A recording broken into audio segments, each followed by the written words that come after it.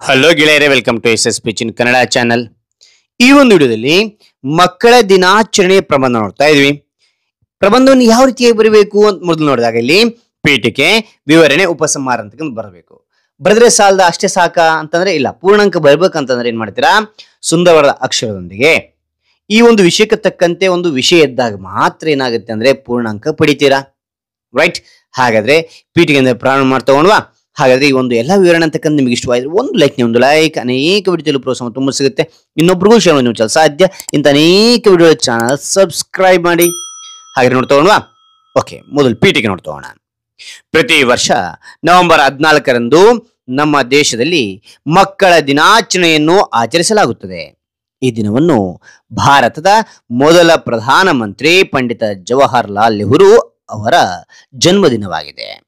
ಅವರು ಮಕ್ಕಳನ್ನು ತುಂಬಾ ಪ್ರೀತಿಸುತ್ತಿದ್ದರು. ಆದ್ದರಿಂದ ಮಕ್ಕಳು ಅವರನ್ನು ಚಾಚಾ ನೆಹರು ಎಂದು ಕರೆಯುತ್ತಿದ್ದರು ಅಂತಕ್ಕಂಥ ಪೀಠಿಕೆಯನ್ನು ನಾನು ಇಲ್ಲಿ 5 ಸಾಲಿನೊಳಗೆ ಬರೀತಾ ಹೋಗಿದ್ದೀನಿ. ನೀವು 5 ಅಥವಾ 6 ಮ್ಯಾಕ್ಸಿಮಮ್ 7 ಸಾಲಿನೊಳಗೆ ಮುಗಿಸ್ತಾ ಹೋಗಿ ಮಕ್ಕಳೇ. ಓಕೆನಾ?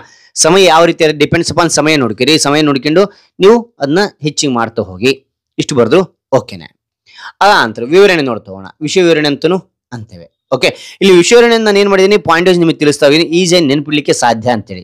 ಓಕೆ, ಹಾಗಾದ್ರೆ ಇಲ್ಲಿ ವಿವರಣೆ ನೋಡ್ತಾ ಹೋಗೋಣ. ಮೊದಲನೇ ಪಾಯಿಂಟ್ ನೋಡಿದ್ರಲ್ಲಿ ಈ ದಿನದ ಉದ್ದೇಶ. ಇದು ಮಕ್ಕಳ ದಿನಾಚರಣೆ ಉದ್ದೇಶ ಏನಿದೆ ನೋಡಿದಾಗ ಇಲ್ಲಿ ಪಾಯಿಂಟೇಜ್ ನಿಮಗೆ ತಿಳಿಸ್ತಾ ಹೋಗ್ತೇನೆ.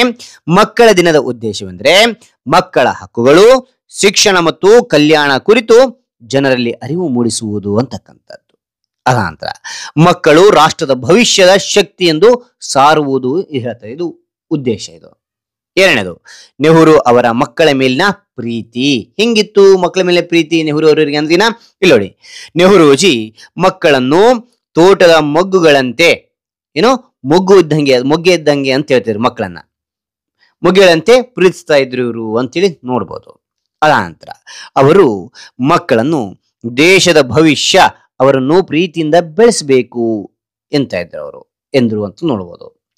ಅದ ನಂತರ ಶಾಲೆಯಲ್ಲಿ ಕಾರ್ಯಕ್ರಮಗಳು. ಮಕ್ಕಳ ದಿನಾಚರಣೆ ಶಾಲೆಯಲ್ಲಿ ಕಾರ್ಯಕ್ರಮ ಎಲ್ಲೆಲ್ಲಿ ನಡೆಸ್ತೀವಿ ಅಂತ ನೀವು ನೋಡಿದಾರೆ ಇಲ್ಲಿ ಶಾಲೆಯಲ್ಲಿ ಸಾಂಸ್ಕೃತಿಕ ಕಾರ್ಯಕ್ರಮಗಳು, ಹಾಡು, ನೃತ್ಯ, ನಾಟಕ, ಭಾಷಣಗಳು ನಡೆಯುತ್ತವೆ.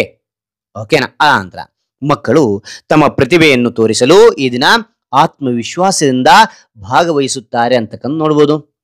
Okay, right. ಅದ ನಂತರ 4ನೇ ಪಾಯಿಂಟ್ ಏನಿದೆ ನೋಡಿ, ಶಿಕ್ಷಕರ ಮತ್ತು ಪೋಷಕರ ಪಾತ್ರ ಅಂತಕ್ಕಂಥದ್ದು. ಏನಿರಬೇಕು ಪಾತ್ರ ನೋಡೋದಾಗ್ಲಿ, ಶಿಕ್ಷಕರು ಮಕ್ಕಳಿಗೆ ಮಾರ್ಗದರ್ಶನ, ಪ್ರೀತಿ ಮತ್ತು ಪ್ರೋತ್ಸಾಹ ನೀಡುತ್ತಾರೆ. ಈ ದಿನ ಅವರಿಗೆ ಪ್ರೋತ್ಸಾಹ ನೀಡ್ತಾರೆ ಶಿಕ್ಷಕರು ಅಂತಕ್ಕಂಥ ನೋಡ್ಬೋದು. ಆ ನಂತರ ಪೋಷಕರು ಮಕ್ಕಳ ಸಂತೋಷ ಮತ್ತು ಅಭಿವೃದ್ಧಿಗೆ ಸಹಕರಿಸುತ್ತಾರೆ ಅಂತಕ್ಕಂಥ ನೋಡ್ಬೋದು. ಓಕೆ, 5ನೇ ಪಾಯಿಂಟ್ ಮಕ್ಕಳ ಹಕ್ಕುಗಳು ಅಂತಕ್ಕಂಥದ್ದು. ಮಕ್ಕಳಿಗೆ ಶಿಕ್ಷಣ, ಆರೋಗ್ಯ ಮತ್ತು ಸುರಕ್ಷತೆ ಎಂಬ ಹಕ್ಕುಗಳು ಇವೆ. ಅವರಿಗೆ ಯಾವುದು? ಮಕ್ಕಳಿಗೆ ಶಿಕ್ಷಣ, ಆರೋಗ್ಯ ಮತ್ತು ಸುರಕ್ಷತೆ ಎಂಬ ಹಕ್ಕುಗಳು ಮಕ್ಕಳಿಗೆ ಕೊಟ್ಟಿರ್ತಕ್ಕಂಥದ್ದು. ಅದ ನಂತರ ಈ ದಿನವು ಆ ಹಕ್ಕುಗಳನ್ನು ಗೌರವಿಸುವ ಮತ್ತು ಪಾಲಿಸುವ ಸ್ಮರಣೆಗೆ ನೀಡುತ್ತದೆ ಅಂತ ನೋಡ್ಬೋದು. ಕೊನೆಗೆ ನಾವು ಉಪಸಂಹಾರ ಅಂತಕ್ಕಂಥದ್ದು. ಇಲ್ಲಿ ಉಪಸಂಹಾರ ನಿಮ್ಮದಾಗಿರ್ತಕ್ಕಂಥ ಅಭಿಪ್ರಾಯ ನೀವು ಬರಿತಾ ಹೋಗ್ಬೋದು ಮಕ್ಕಳೇ. ಇಲ್ಲಿ ನಾನು ಬರೆದೇನೆ ನೋಡಿ, ಮಕ್ಕಳ ದಿನಾಚರಣೆ ನಮಗೆ ಮಕ್ಕಳ ಪ್ರೀತಿ, ಹಕ್ಕುಗಳು ಮತ್ತು ಭವಿಷ್ಯದ ಜವಾಬ್ದಾರಿಗಳನ್ನು ನೆನಪಿಸುತ್ತದೆ. ಪ್ರತಿ ಮಗು ಸುರಕ್ಷಿತ, ಸಂತೋಷಪೂರ್ಣ ಮತ್ತು ವಿದ್ಯಾವಂತ ನಾಗರಿಕರಾಗಿ ಬೆಳೆಯುವಂತೆ ನೋಡಿಕೊಳ್ಳೋಣ ಅಂತಕ್ಕಂಥ ನನ್ನ ಅಭಿಪ್ರಾಯ ನಾನು ಬರೆದೇನೆ. ಓಕೆನಾ? ಇಲ್ಲಿ ನಾನು 3 ಸಾಲಿನ ಬರೆದೇನೆ. ನಿಮ್ಮದ ಅಭಿಪ್ರಾಯ ನೀವು 4 ಅಥವಾ 5 ಸಾಲಿನ ಬರಿತಾ ಹೋಗ್ಬೋದು. ಓಕೆನಾ? ರೈಟ್. ಹಾಗಾದ್ರೆ ಈ ಎಲ್ಲಾ ವಿವರಣೆ ಅಂತಕ್ಕಂಥದ್ದು ಇಷ್ಟವಾದ್ರೆ ಒಂದು ಲೈಕ್ ಅನೇಕ ವಿಡಿಯೋದಲ್ಲಿ ಪ್ರೋತ್ಸಾಹ ತುಂಬ ಸಿಗುತ್ತೆ. ಇನ್ನೊಬ್ರಿಗೂ ಶೇರ್ ಮಾಡಿ ನೀವು ಸಾಧ್ಯ. ಇಂಥ ಅನೇಕ ವಿಡಿಯೋಗಳ ಚಾನಲ್ ಸಬ್ಸ್ಕ್ರೈಬ್ ಆಗಿ. ಮತ್ತೊಂದು ಹೊಸ ವಿಷಯದೊಂದಿಗೆ ಮತ್ತೊಂದು ಹೊಸ ವಿಡಿಯೋದೊಂದಿಗೆ ಭೇಟಿ ಆಗೋಣ. Thank you for watching. Bye ಮಕ್ಕಳೇ.